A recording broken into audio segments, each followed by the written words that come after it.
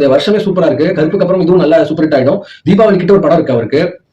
Viswanathan sons honesty ரிவ்யூங்க. எனக்கு ரொம்பவே பிடிச்சிருக்கு இந்த படம். இதோட சூர்யா சார் வந்து எஸ்ஜே சூர்யாவா மாத்திருக்காங்க. கொஞ்சம் அஜித் சார் இருக்காரு அதுக்குள்ளார. அவர் அந்த பிஸ்டல் ஷூட்டிங் அப்படிங்கிறதுல மத்தபடி ஒரு சூப்பர் பிசினஸ் மேன் அப்படிங்கிற வந்து சூப்பரா இருந்தது. ஃபேமிலியோட பார்க்க வேண்டிய முக்கியமான ஒரு படம். ராதிகா மேடமோட ஆக்டிங் ஸ்கில்ஸ் வந்து super. Amita Baiju super act பண்ணிருக்காங்க இந்த படத்துல. சில ரோல்ஸ் எல்லாம் அவங்க வந்து எடுத்து பர்ஃபார்ம் பண்றது ரொம்ப நல்லா இருக்கு. அந்த அவங்களோட கெரியர்லயே பிரேமமா கூட அவங்க அதுதான் பேர் கிடைச்சது. அதை விட நல்லா நடிச்சிருக்காங்க. ரொம்ப மெச்சூர் ஆகிட்டு இருக்காங்க.